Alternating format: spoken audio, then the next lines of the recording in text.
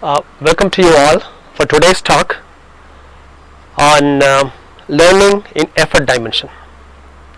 This is the last of the 4 dimensions. I'm going to talk in a little bit of details. The first 3 talks I had, they were all about 3 other dimensions: trust, innovation, and method. So today's talk is going to be on the effort dimension. So the tenet of the effort dimension is a change. So there is an element of change involved whenever there is an effort. So behind the learning in trust dimension, behind the learning in innovation dimension, behind the learning in method dimensions, there is an effort involved. So what kind of efforts are those? So whether the effort is limited to a person or limited to some kind of organization, what is it? So all the other dimensions, when the learning is happening, there is an effort that is being put. So what are those important factors that contribute to effort dimension? The influence of effort dimension: if there is a high effort, all the other trust and innovation method dimensions, they can take the back seat, because when the effort is very high, that means there is some kind of a lack of learning in trust, innovation, and method dimension. So you have to understand, whenever there is a lot of effort is there is something that needs to be done. The effort needs to be effortless, which means there should be some kind of efficiency involved. So whenever you see a lot of effort, there is inefficiency involved. So inefficiency has to be somehow dealt with. So the concept of learning in effort dimension is to achieve the efficiency in efforts. So the qtime learning in effort dimension is mainly to do how do we achieve efficiency. So there is efficiency involved. So the efficiency cannot just come from nowhere. It has to be thought through, and the efficiency that you can derive out of efforts will have a definite impact on learning in other dimensions. So just imagine this: 21st century effort is different from the 20th century efforts. Why so? There is a seamless integration without boundaries, resulting in crossover products and services in 21st century. So the effort involved in 21st century is more towards seamless integration. That's the first point. And the jobs and job descriptions, they change almost constantly. So what was a good job yesterday, that job may not be available to you next probably a month later or a year later, because the job itself has changed, and the number of hours you work will not be limited to 9 to 5 or 10 to 4 or something like that. The productivity hours extend beyond the traditional 9 to 5 jobs that we know from 20th century. So, and also with all the things happening around, with so many things happening around you, integration is happening, the changes are happening in the things, so there is little time to retrain. So that is the productivity hours increasing, the seamless integration happening, and skills transforming into new tools, and the tools themselves transform to new skills. All the transformation require effort. These efforts must be efficient to really get the results that we are looking for. So the 21st century effort has to revolve around seamless integration, trying to be cognizant of the extended productivity hours and the transformation of skills. So there is concept of paradigm shift in effort also. So earlier days you had two streams, one vocational, one academic. So academic stream take you to all the way to doing doctorates and research work and all that, and academia is involved in more or less 100%, 90%. Occasionally is more towards training, building skills, transforming skills into other tools and tools again to skills. That's vocational. So that is like a mass of people will be in the occasional thing to really support organization from bottoms up. So but they have two utilities. The vocational is more towards the products and everything, and whereas the academic is more towards research. They have two different purposes, two utilities, and there is no integration points. So what are the efforts? So effort involved in that is to make sure the changing paradigm needs in the changing times, and we have to create a common framework to deal with both. So there will be vocational training and educational training coming together and integrating into one. It is happening right now. Some of the universities are allowing some of the occasional courses to be part of the curriculum. Why? There is the need right now felt. The effort is now to make sure the students who are coming out of the colleges, they also have certain understanding of what the vocational training and other aspects of training really mean in the outside world. So the knowledge acquired is also being shown as how it is implemented.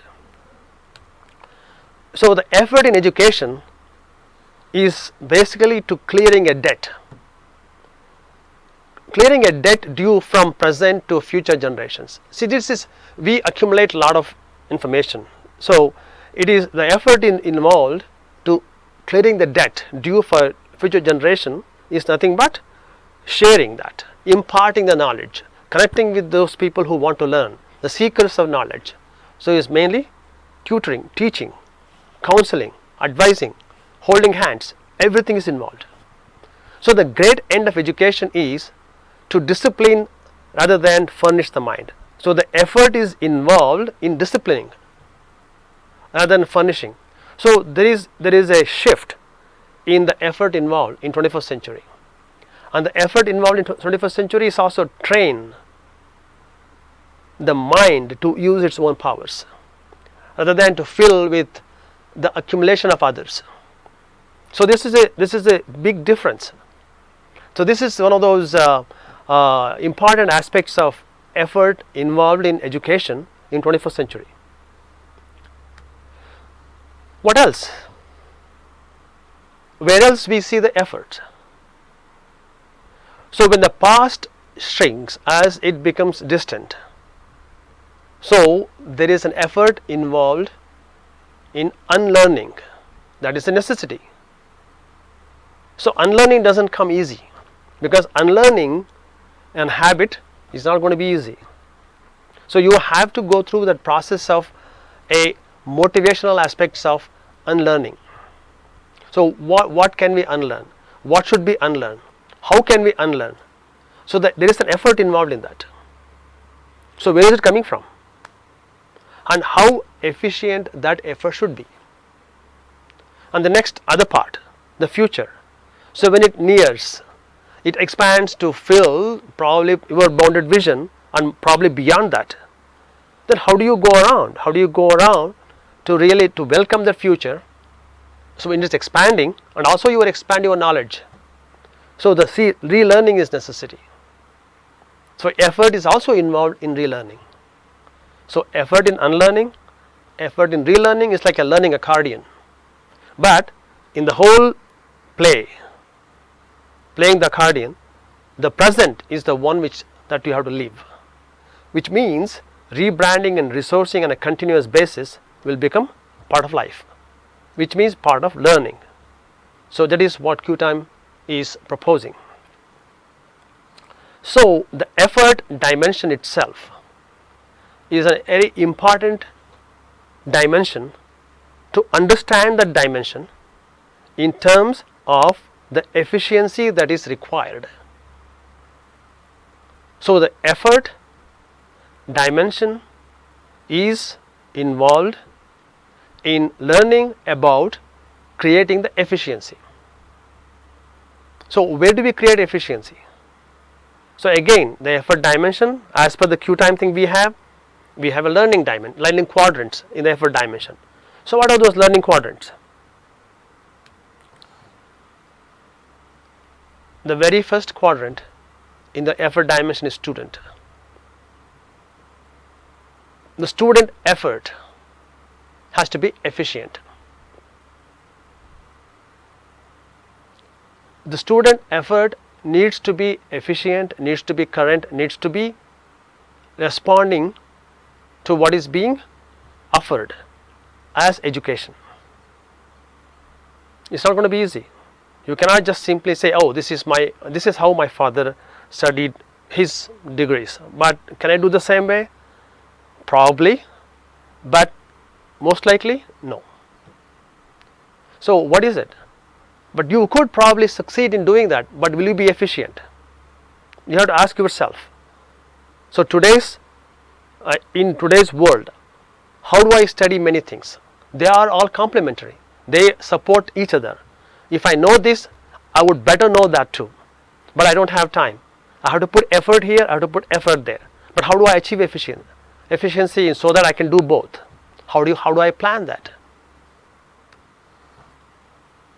So it is essential in that case. In the very first introductory talk, I talked about what is learning, and then I gave the list of types of learning, starting from rote learning to instructional learning to experience learning, enlightened learning, research learning, so many things, and also I introduced the qtime learning. So the student can pick anything out of that, but what is important to pick is what is that one which gives completeness. So the completeness comes from qtime learning, because it embraces all other types of learning. So you need to understand the difference between the types of learning and the education. See, education is a vehicle. It's a vehicle that you can board and get off somewhere. Just remember that. So where you go, it depends on which vehicle you have boarded, and at the end of it you end up in a certain place. Are you ready for that? Was it the place that you wanted to be? That is what education does. It's a vehicle to take you there. But learning, what you learn while taking that ride, did you accumulate all that you needed to know before you arrived there? Did you really understand what is being offered while you are taking the ride before arriving there? So you have to understand the learning has to happen while the education is continuing. Passing exams, passing tests is just a yardstick to measure how much you know.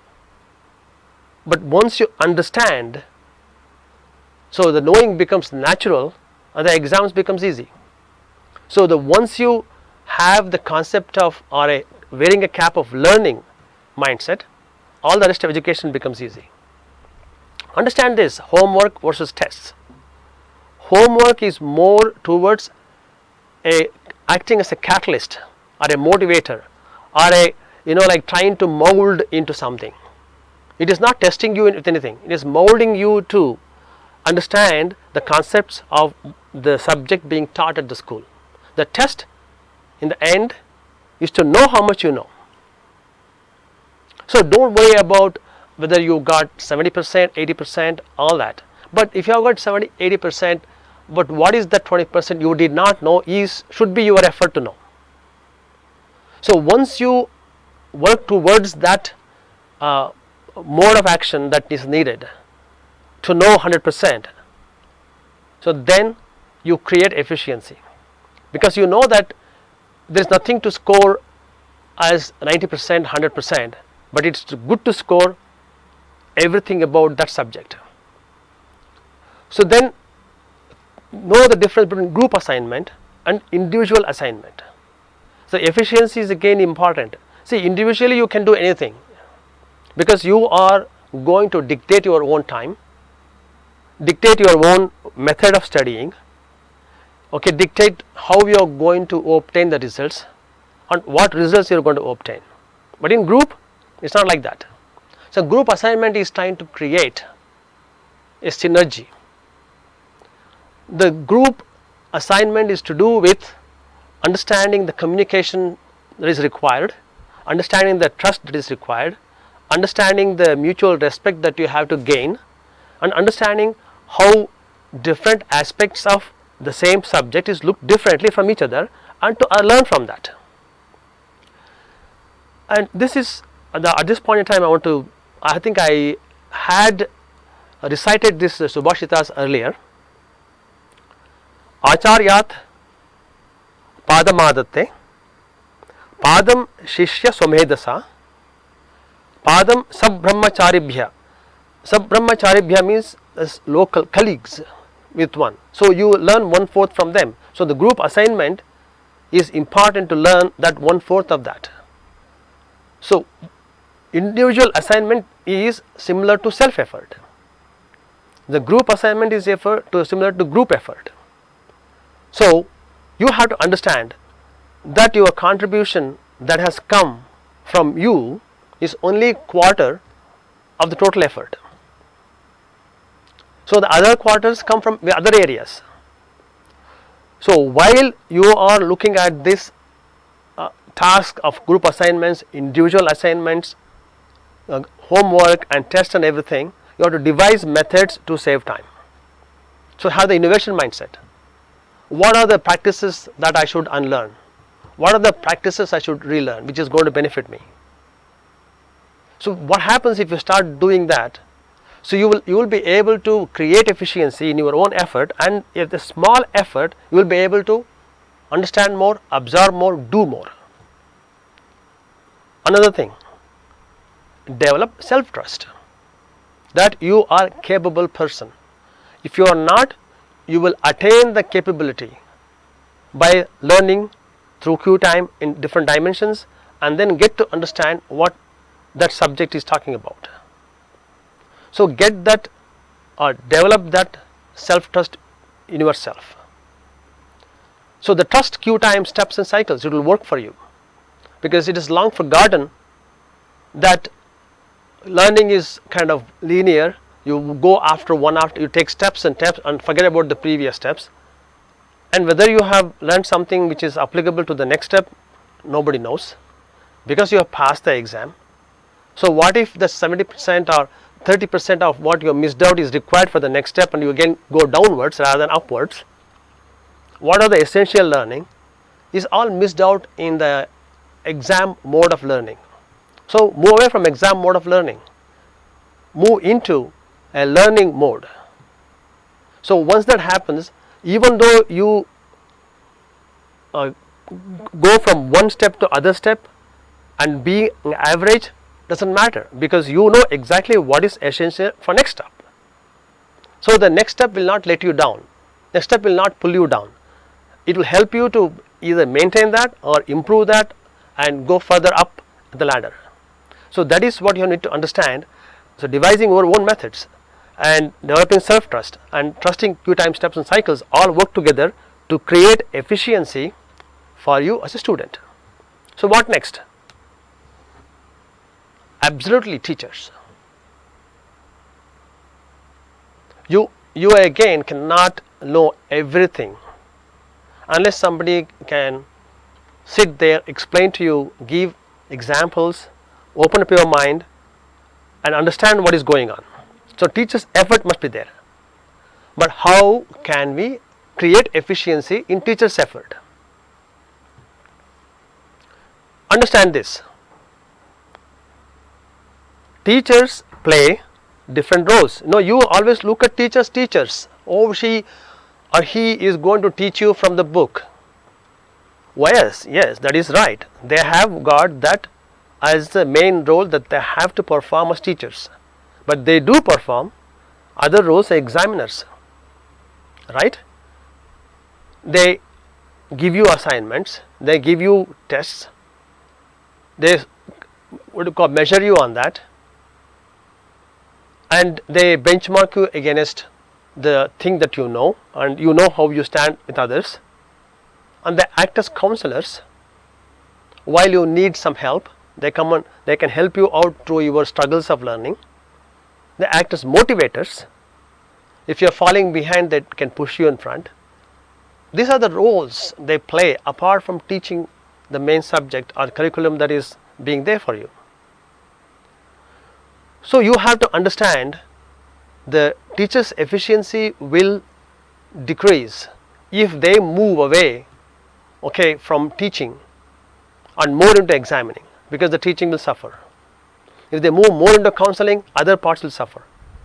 So you have to be working with the teacher to make sure the teacher performs more in the role of a teacher and less in the other roles.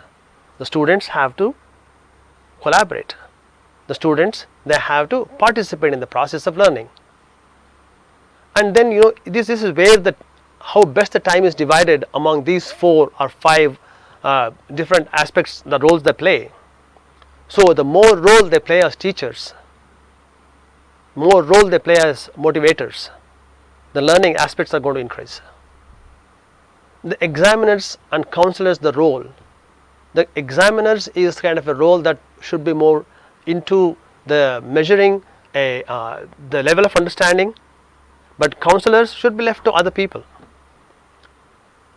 So the amount of time spent is also going to dictate how efficient a teacher can be. And the roles of administrators and the principal also play a big role in the whole thing, in the whole aspect of the structure of education, the way we see it today. And mind you, the classroom size and the classroom environment. Tell me, how can you get a kid to concentrate on what the teacher is teaching when it's so hot inside the classroom? The kid will be undergoing, oh my God, it's sweating, oh my God, I'm thirsty, oh my God, this and that, and the teacher is teaching something. How the kid can concentrate on what being taught? So class environment has to be conducive to learn. So the teacher's role will become the counselors or motivators in spite of the environment that one finds themselves. So then what happens? The classroom size. How can teacher can look at every kid around you here, all the over there, and say, oh, okay, that person is giving attention to what I am saying, and that person may not be. So if the size becomes bigger and bigger, less attention is given to those people who are distracting, and the teaching suffers. So the classroom size and the classroom environment also play a role in increasing or decreasing the teacher's efficiency. Then what? The curriculum and the content. Yes, there are a lot of effort involved in designing a curriculum. It is important to really have a proper understanding of why that content has to be there at that particular time, right? So you have to understand that it is not coming from like from blue moon somewhere else. Okay, it is not out of the thin air and appears as a curriculum. A lot of effort goes in there. So it is important to the previous the performance of students at that level is measured, and appropriate actions are being taken to redesign the curriculum. But will it really be helpful that a particular standard of and the performance of a particular place is going to be exactly same as the other places? So how do you adjust that? Urban learning, can it be same as rural learning? A private tutoring availability at a particular place could increase the performance. It doesn't matter how tough the curriculum is, but will it help the other places where that facility is not available? So all those things to be weighed in. So the content, maybe at some point in time, it is 21st century. A lot of things can be learned. The curriculum that is being presented may be tough, may be simple, may be anything. That external content can be created,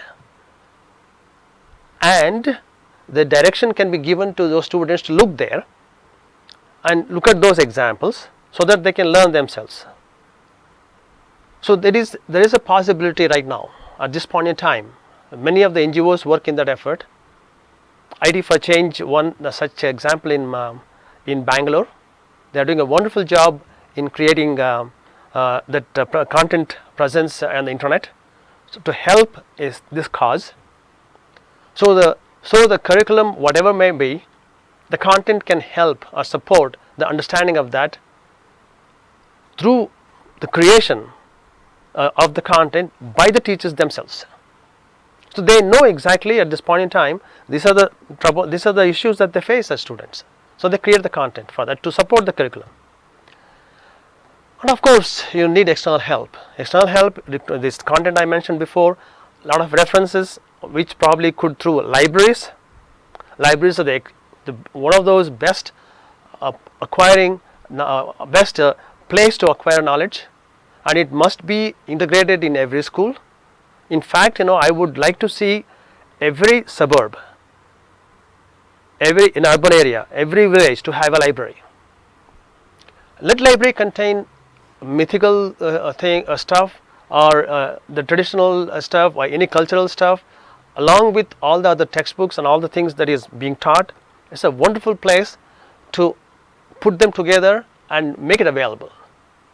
One of those that external help, in fact, it is one of those opening up mind by allowing the young minds to discover themselves what else is there in the same area.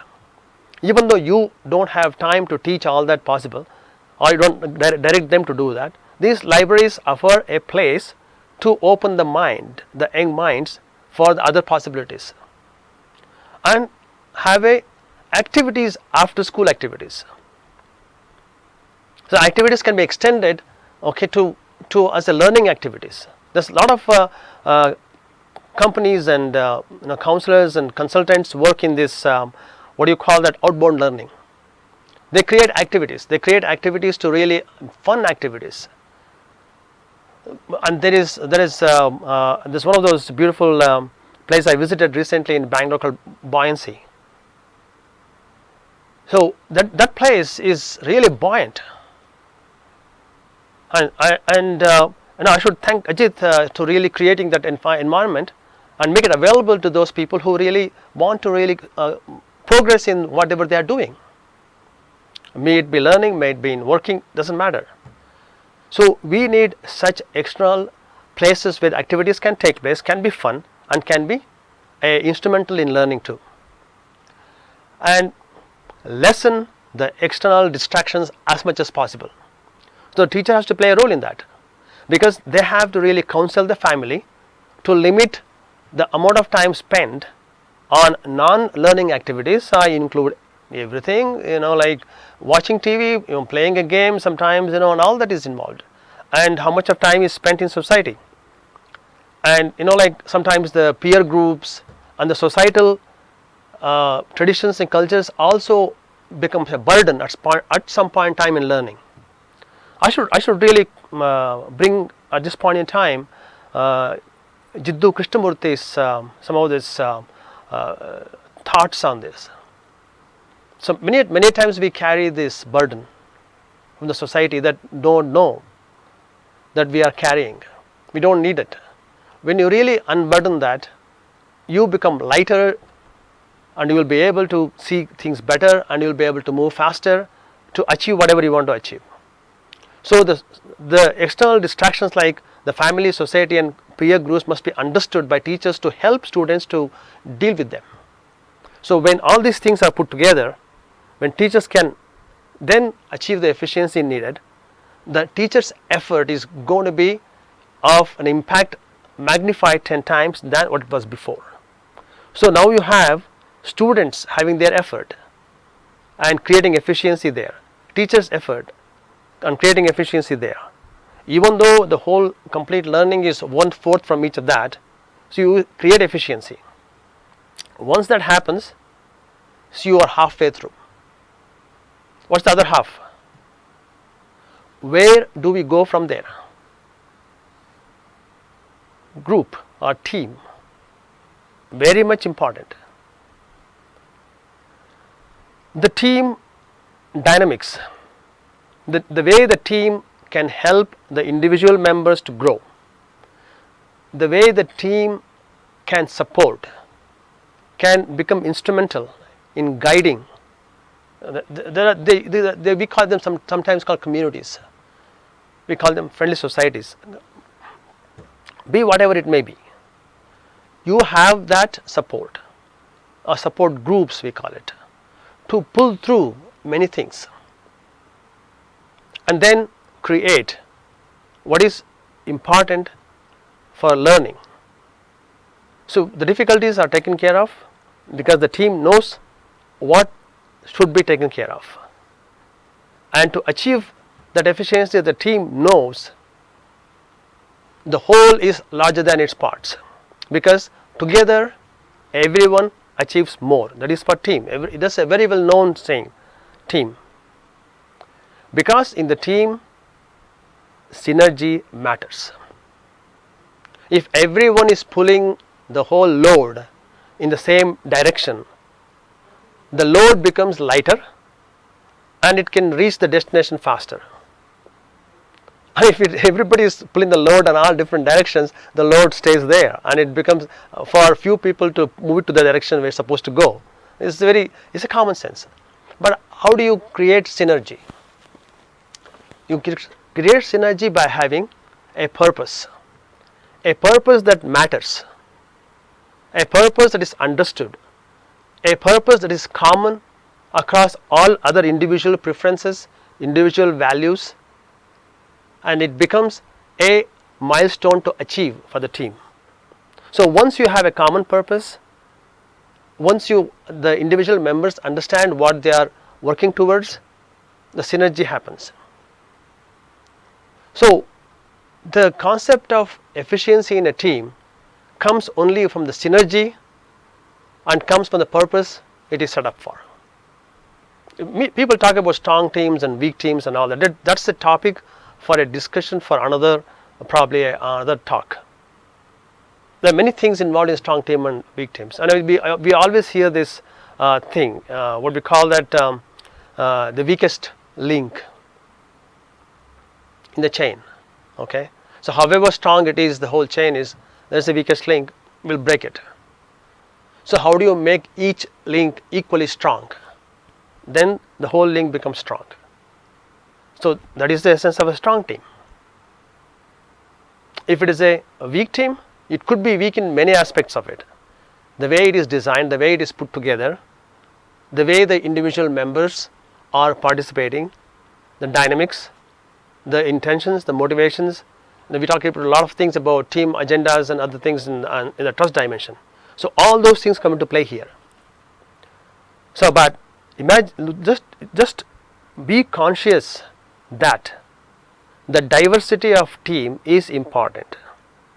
Just because you cannot blame, oh, the team is very diversified, that's the reason we don't see synergy. No, I do not buy that. I do not agree to that kind of concept. Diversity is good as long as it's constructive. Why? Because it helps to look at the problem the team is solving from a different perspective, and there is a different solution that can work better. That wouldn't have happened without the diversity that is inbuilt into the team. So building diversity into team is important, essential, and required to really make sure the team can face the challenges while they are a task of solving a problem or issue. So the constructive conflict is also good. It is okay to have conflicts. It's okay to have a difference of opinions. But are they constructive? Are they helping you to really understand the problem better? Are you going to shine more light by giving that criticism that is required? Does it go into highlight some part of the problem that you can see better? So the constructive conflict is good. So this active listening is involved whenever a team is involved, so that all these conflicts are analyzed from the way whether it is working towards creating synergy, creating the common purpose, and solving these problems in a better way, showing, throwing light on the problem in a better fashion, more light, less light. All that thing must be understood through conflicts and can be understood through conflict. And while doing so, each team could have, like a football team or a sports team, they have a coaches. So understand the roles, that when a team is there, if a team coach is provided, that role is important for a team to perform well. So understand the purpose for creating a coach, the reason for the coach being there, or a mentor being there, or some external consultants who can come and help or navigate through the whole issue of getting from A to B. So they all play a very important role. So the roles are created to make sure the team gets assistance at critical points or critical junctures. So we have to understand ahead of time what that role should be. What is the task for these counselors? Do they know the team well? How much do they know? How much do they know the individual members? There are fantastic movies being, like the Clash of Titans and all that, so that the team is understood from bottoms up, and the coach suddenly makes the losing team a winning team.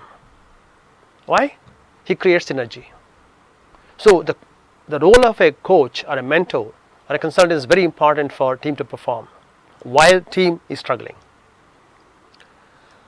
And is another thing important, relationship both internal and external. How team looks at its own members and how team looks at others who are supporting it. So it is a collective will, a collective effort, or a collective mechanism that is working at that moment. So it has to be molded in such a way that it looks at things as a team than as individual members. So once you understand these concepts, then the team effort will become effortless and you create efficiency and the team will perform. So it is not the question of like a strong team or a weak team. It's the question of performing team. So once we move into the efficiency factor, the performance matters. So we have a student, which is an individual member who is learning, a teacher who is participating in teaching and making understand subject. You have this team being built to really support all kinds of learning by understanding the common purpose, the synergy involved and all that.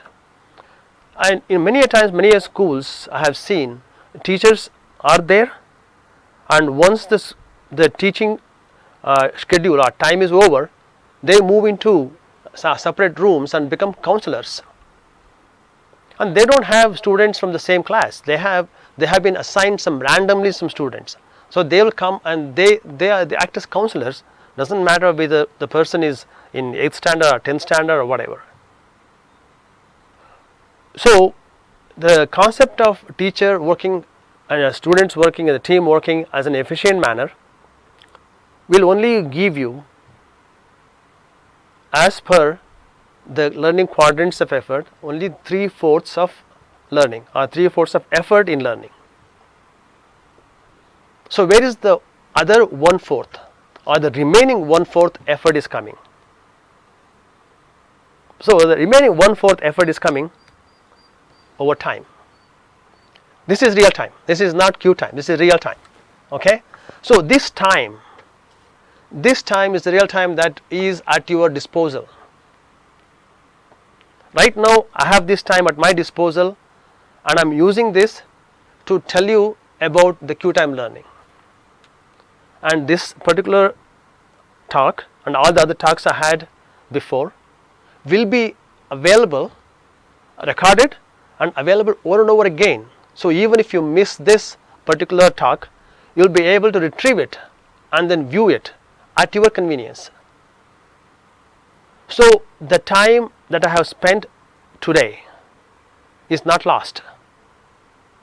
The time that I have spent today is going to be working its magic over the next months, next years, next week. So you have to understand the time factor in creating efficiency. So is my effort is going to be timeless. So understand this. What is the time's efficiency? What do you mean by time being efficient? Time saved is time invested, right? I think I gave an example of trying to take a train to go from point A to point B, or taking a flight, or taking a bullock cart, or whatever you call it, means of transportation. You have a lot of time at your disposal, you can take a train. You have not much time because you have got your time allocated to so many different things that you are doing. You have to save time by traveling by train. So the next option, you have to go travel by flight, by an aircraft. Why do you do that? Because if you spend a day by traveling by train, those 24 hours, if you can spend that travel in 3 hours, the 21 hours is available for something else that you want to do. Maybe that you are required to go somewhere else and do certain things, and that is waiting for you to be done. So then it makes sense to really save 24 hours and then use the 3 hours by traveling by flight, and then use 21 hours for other purposes that you really. So the time saved is time invested somewhere else. That is time efficiency. So it can be invested in many aspects of it. So you are deep into researching something. You are solving a most critical problem, be it some innovation in a health industry, innovation in a transport industry, or innovation in technology, innovation in information aspects of biotechnology, any industry you talk about. So you might be researching something. So you think, why am I researching? Because your research today is going to save time for millions later on. So that is the intention, that is the purpose with which you are working hard to research. So you are saving time there to invest here. What else you can do with the time invested? You can contribute. Many NGOs, they contribute in many aspects. So they have got the purpose that they have clearly defined. This is the need that is there, not filled by the government, not filled by the private organizations. I'm going to work towards it. So they invest time in that. They seek support from external bodies. Many foundations have been set up, as I said. So they invest their time in contributing to fill that need. What happens then? The society matures while that need is felt. So you have to also can spend the same time in innovating, creating products that are going to be useful, innovative. And innovative means is just not looking something beautiful than before. It is going to be the utility factor of that particular product is going to be exponentially increased. So then, but how do you realize this? How do you realize that there is efficiency involved in time? This is the important thing about time matrix. If you don't know, understand this. There is an important task and an urgent task. Okay? When the task becomes both urgent and important, it is a crisis. Then what happens? If you are trying to ignore rest of it and move towards this important time and important task and also urgent task, it's a crisis, it's a knee-jerk reaction. You will start reacting to it, responding to it in whatever the best you can. You don't know whether it's going to really solve the problem or not. But think of it the other way around. If the task is important but not urgent, then you can plan for it.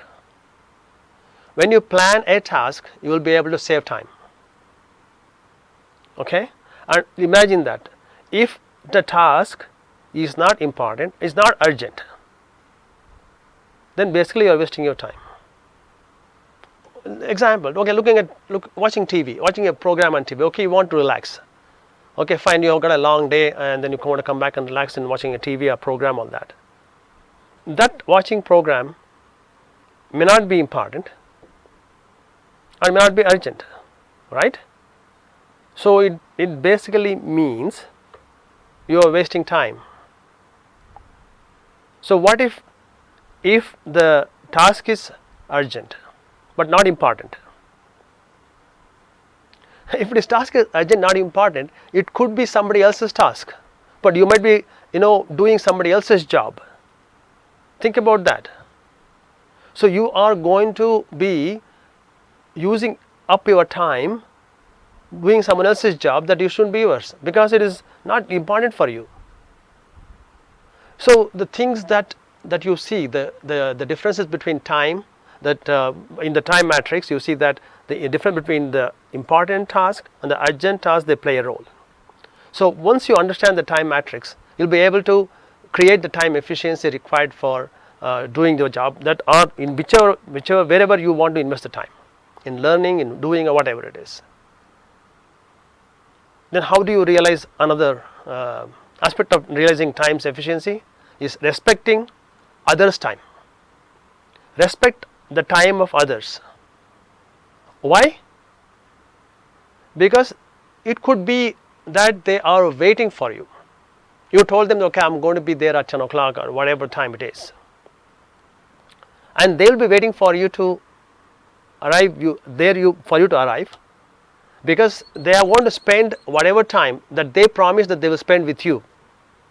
So what if you arrive at 5 minutes before the scheduled time and leave within 5 or 10 minutes of scheduled time? So you used up that time very efficiently. So when you start respecting others' time, so not only you stop wasting their time, you'll be stop wasting your time too. So you create time's efficiency. Simple. So once you start respecting others' time, they will start respecting your time. So the time that you stopped wasting by making them wait, so they would have waited something else. So that is important too. And time on the job that you do is not your time. It is the time of theirs, though you have to be cognizant of the fact that it is not yours. And at least develop one skill that does not age with time, to really create time efficiency over a period of time.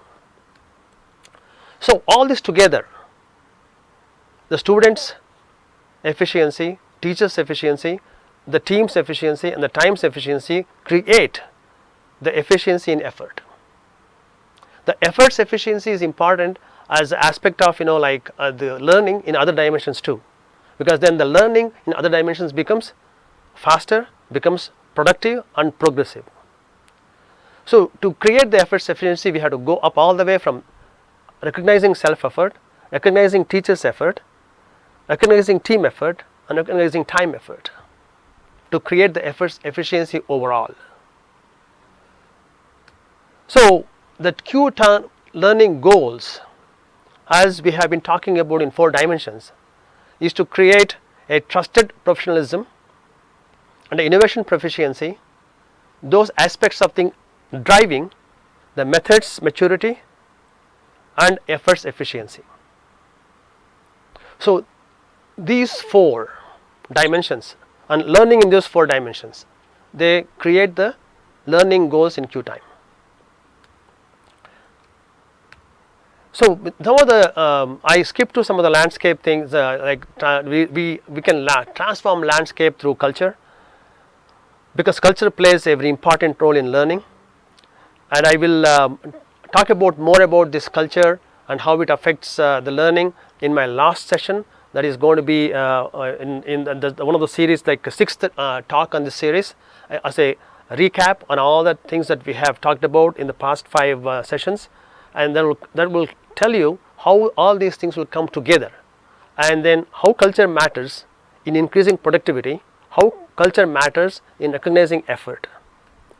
And we talked about a lot of things. We talked about a lot of pursuits that you can have in different dimensions.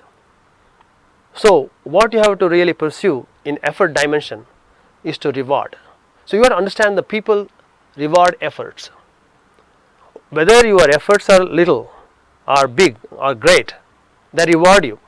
So that reward will increase your way of putting the efforts that's required for a job. And I really want to thank you for listening through my talks on all these days. This is the 5th talk I gave you on the qtime learning, covering the introductory part of it on 4 dimensions. And the last talk will be on the qtime steps and how these steps are taken in all these different dimensions and how that is going to complete the learning in qtime. Thank you.